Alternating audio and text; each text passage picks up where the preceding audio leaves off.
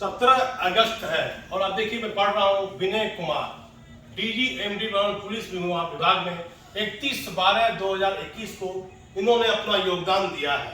किस तरह बिहार में थाना नहीं बना हुआ था, थाना नहीं बनने के कारण कई पुलिस को विधि व्यवस्था की स्थिति खराब रहती थी, पुलिस कर्मी को रहने में बहुत दिक्कत होती थी।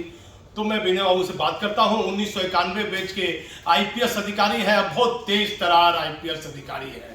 अपने जीवन में जो है बिना विवादों में रहे, हमेशा पुलिस के लिए कुछ अच्छा करने का जज्बा मैंने इनके मन में देखा है। और भागलपुर आईजी रहे। मैं सर से बात करता हूँ, कटिहार एसपी रहते हुए बड़ा नाम कमाया। किसी बड़े व्यापारी को अपराधियों ने अपहरण कर लिया था। और विनय सर से बात करता हूँ, कैसे सर के द्वारा सर नमस्ते सर, विनय वो बड़ा काम आपने किया है एमडी भवन में 21 के बाद लगातार काम दिख रहा है आपका। तो लगातार सीआईडी से आके या अचानक पहले कभी देखे थे कि बिल्डिंग भवन का काम करना है, या आपको तो सीआईडी का एक चीज याद था, तो अचानक इतना तेजी से कैसे काम करने लगे?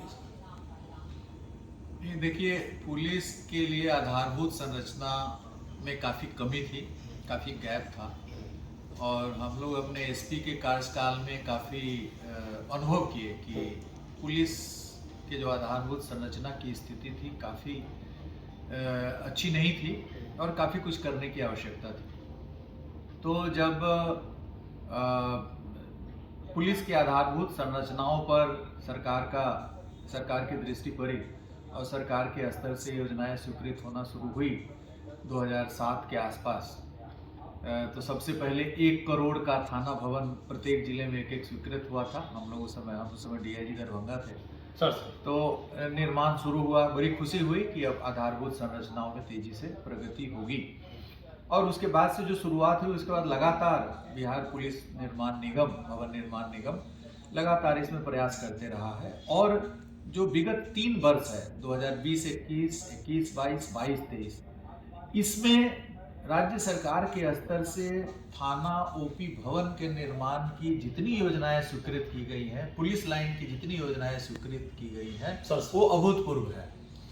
368 थाना और ओपी बिल्डिंग्स की स्वीकृति पिछले 3 वर्षों में प्राप्त हुई है। उसके पहले भी प्राप्त हुई है, लेकिन पिछले 3 वर्षों में आप देखेंगे कि 368 थाना ओपी भवन की स्वीकृति मिली है, जो कि लगभग टोटल थाना ओपी भवन का 25 से 30% है। तो इससे आप अंदाजा लगा सकते हैं कि राज्य सरकार की उच्च प्राथमिकता, अति उच्च प्राथमिकता है कि पुलिस कर्मियों के लिए एक अच्छे ढंग से कार्य करने का वातावरण निर्मित हो, थाना भवन हो, बैरक हो, आवासीय सुविधाएं हो, हर तरह की सुविधा पुलिस को उपलब्ध रहे, ताकि पुलिस प्रभावकारी ढंग से अपराध नियंत्रण और विधि व्यवस्था के कार्य में लगे रहे। 7 साल रहे सीआईडी में, अचानक इतना तेजी से काम करने लगे। पहले कभी आपको अनुभव नहीं रहा पुलिस बिल्डिंग भवन का, तो कैसे एक वीडियो आप मंगाते हैं, कैसे काम हो रहा है, क्या मसाला मिल रहा है, कैसे बिजली का काम हो रहा है, कैसे कहाँ से ये अनुभव आपको प्राप्त है? मैं खुद सिविल इंजीनियर हूँ। सिविल इंजीनियरिंग की मैंने डिग्री ली है, तो सिविल इंजीनियरिंग से मैं अनभिज्ञ नहीं था। हाँ। और मैंने पुलिस में आने के पहले काम भी किया था इंजीनियरिंग विभाग में, तो हमें इसका अनुभव था। ऐसे पुलिसिंग में थे तो पुलिसिंग में लगे हुए थे, लेकिन भवन निर्माण का हमें अनुभव था। तो उन सभी अनुभवों को यहाँ पर प्रयोग करके और हम कोशिश कर रहे हैं कि जो राज्य सरकार की अपेक्षा है कि कोई भी थाना बिना जमीन और भवन का नहीं रहे, और उसके लिए लगभग 99.9% हम लोगों ने अचीव कर लिया है। और ये 368 भवन बन जाएगा। उसके बाद से जो स्थिति है वो लगभग इक्के दुक्के कहीं कोई ओपी रहेगा जिसके लिए भवन निर्माण की आवश्यकता होगी। और सबसे बड़ी चीज यह थी कि पुलिस केंद्र कई जिलों में लगभग 50 वर्षों से निर्मित नहीं हुई थी। जैसे मधुबनी 1972 का जिला है, लेकिन अभी तक वहाँ एक छोटे से बिल्डिंग में, पुराने एक बिल्डिंग है, उसी में चल रहा है। एक बड़ा खुलासा कर दिया डीजी के एमडी है विनय बाबू, 1972 से मधुबनी जिला में पुलिस लाइन नहीं था। एक पुराने से मकान में जंजर में चल रहा था। इन्होंने मामले को गंभीरता से लिया। कैसे? तो सैंक्शन हुआ है Madhubani police line, Gopalganj police line, Bagaha police line, Madhepura police line, ये जो 4 पुलिस केंद्र है, ये सैंक्शन होने के बाद अब बिहार में कोई भी जिला नहीं है जिसके लिए पुलिस केंद्र के लिए जमीन नहीं है और निर्माण नहीं हो रहा, सभी सैंक्शन हो गया। 2 साल के अंदर में हमें कोई भी जिला नहीं रहेगा जिसका नया पुलिस केंद्र ना हो। तो पुलिस केंद्र की संख्या 0 हो गई है, जिसके लिए अपना भवन नहीं रहेगा। थाने के लिए भी 99.9% थाना ओपी के लिए सब स्वीकृति सरकार की मिल गई है और काफी तेजी से हम लोग काम कर रहे हैं। 300 ओपी थाना में आपने निवारण कर दिया, पूरा रेडी कर दिया। माननीय मुख्यमंत्री जो उद्घाटन किए, एक साथ काफी लंबा तय लगा। हाँ, अभी हम लोगों ने 4 मई 2023 को 78 थाना भवन का उद्घाटन माननीय मुख्यमंत्री जी के कर कमलों से, अन्य भवनों के अलावा इसमें 78 थाना और ओपी का बिल्डिंग था। अभी तक हम लोग किसी भी वर्ष में इतनी भारी संख्या में थाना और ओपी बिल्डिंग का उद्घाटन नहीं हुआ था। अधिक से अधिक 40-50 के लगभग किसी वर्ष में था, लेकिन अभी हम लोगों ने 78 थाना भवन का उद्घाटन कराया है। फिर पिछले 2 महीनों में हम लोगों ने 25 थाना भवन का कार्य पूर्ण कर लिया है, जो भी उद्घाटन के लिए तैयार है। और अक्टूबर तक हम 42 थाना भवन पूर्ण करने के लिए पूरी तरीके से तत्पर हैं। वो कैसा लगा माननीय मुख्यमंत्री जी ने द्वारा उद्घाटन हुआ 75 थाना का, और आपने लगातार पूरी मेहनत आप करते रहे, कैसा अनुभव हुआ? राज्य सरकार के मुखिया को क्या बातचीत हुई? नहीं, हम लोग का तो जो सरकार की योजना है, जो सरकार की अपेक्षा है, उसके अनुरूप हम लोग को काम करना है। और राज्य सरकार के लिए पुलिस के लिए आधारभूत संरचना की उच्च प्राथमिकता है राज्य सरकार की नीतियों में, और उसको हम लोग को क्रियान्वित करना है। और क्रियान्वयन की दिशा में हम लोगों ने काफ़ी प्रयास किया है।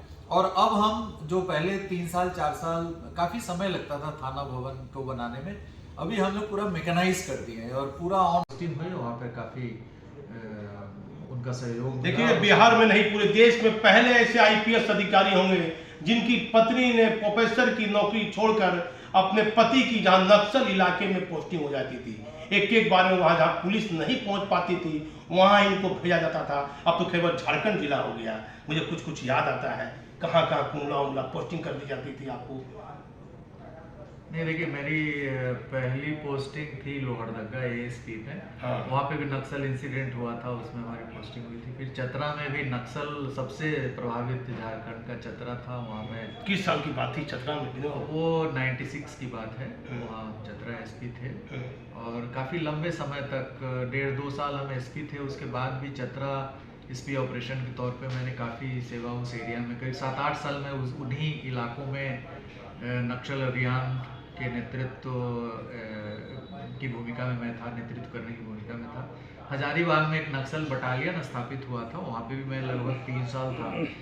और नक्सल अभियान में काफ़ी कुछ करने का वहाँ स्कोप था। संसाधन बहुत कम थे, तो कम संसाधन में किस तरीके से पुलिस को बेहतर कर प्रभावकारी बनाया जाए, इसके लिए बड़ा चुनौतीपूर्ण कार्य था उन दिनों। और कोई पैरामिलिट्री फोर्सेस नहीं थे उस समय। बिहार मिलिट्री पुलिस की भी बहुत कम नफरी जिलों में उपलब्ध रहती थी। बड़ा चैलेंज था कि किस तरीके से आप पुलिस का जो कार्य प्रणाली है उसमें कैसे आप सुधार लाएं, ताकि एकदम ही नक्सली प्रभाव हावी नहीं हो जाए पुलिस पर। तो पुलिस की प्रभावकारिता बनाए रखने की उस समय नेतृत्व की बहुत बड़ी भूमिका थी, क्योंकि आपके पास संसाधन नहीं थे, पूरा तंत्र नहीं था उतना विकसित नक्सलियों से चुनौती लेने के लिए। और कैसा लगा नहीं कि नक्सली हाईटेक कर देंगे, मार देंगे? लगातार नक्सली घटना घटती थी और आप ड्यूटी पर रहते थे। नहीं, तो इसके लिए हम लोग की ट्रेनिंग होती है। आप प्रशिक्षित किए जाते हैं कि किस तरीके से कोई ऑपरेशन करना है। और दर्जनों बार उस तरह की परिस्थितियां बनी जिसमें नक्सलियों के द्वारा आपके आमना सामना नहीं, काफ़ी हमले होते हैं, पुलिस पे हमले अभी भी होते हैं जो नक्सल क्षेत्र है। और मैं जब नक्सल क्षेत्र में था तो दर्जनों बार उस तरह की स्थिति बनी और नक्सलियों के द्वारा हमला किया गया हम लोगों की टीम पे। और हम लोग जो भी कुशलता हम लोगों के प्रशिक्षण में नेशनल पुलिस एकेडमी हैदराबाद में दी जाती है, उसका उपयोग करते हुए और अपने जो प्रोफेशनल नॉलेज है उसका उपयोग करते हुए हम लोगों ने ज़्यादा से ज़्यादा स्थितियों से प्रभावकारी ढंग से ऑनलाइन मॉनिटरिंग की जा रही है। और अभी जो पहले मिक्सर वगैरह यूज़ करते थे, तो अभी कंक्रीट पंप्स और रेडी मिक्स कंक्रीट का प्लांट वगैरह, बैचिंग प्लांट वगैरह लगा करके, तो अब हमारा कार्य भी तेज़ी से चल रहा है और इस पर काफ़ी पैनी निगाह रखी जा रही है। और जैसे कि मैंने आपको बताया कि पिछले 2 महीने में हम लोगों ने 25 थाना भवन पूर्ण कर लिया है, अगले 3 महीनों में 42 पूर्ण करना है। तो आप देख रहे हैं कि लगभग ऑन एन एवरेज 15 थाना भवन प्रति माह हम लोग एवरेज कंप्लीट कर रहे हैं। तो इसका मतलब है कि साल भर में हम लोग लगभग 180 इस रफ्तार से थाना भवन पूर्ण कर पाएंगे। और हमारा लक्ष्य है कि 2025 दिसंबर तक जितने सारे प्रोजेक्ट्स हैं ये सभी पूरे हो जाएं। 20 महीनों में कैसा संतुष्ट हुए अपने कामों से, कैसा महसूस कर रहे हैं? इतना काम आप करते हैं, सुबह आते हैं, शाम में जाते हैं, एक एक चीज बारीकी से देखते हैं, क्या नहीं, जीवन बड़े हर्ष का अनुभव होता है, क्योंकि जब आपको एक थाना भवन निर्मित हो जाता है और उसमें जब हम देखते हैं कि थानाध्यक्ष एक बड़े से भवन में, जिसमें उनके कार्यालय के लिए हर तरह की सुविधा उपलब्ध है, और उसमें जब वो प्रवेश करते हैं तो उनको भी गौरवान्वित महसूस होता है। और बहुत सारे थानाध्यक्ष हमको फोन करके बताते भी हैं सर की, और जब हम फील्ड विजिट करते हैं तो उस समय भी उनमें एक नया उत्साह रहता है, क्योंकि पहले वो छोटे से जगह पे रहते हैं, बड़ी मुश्किल से वहाँ से कार्य करते हैं, और जब उनको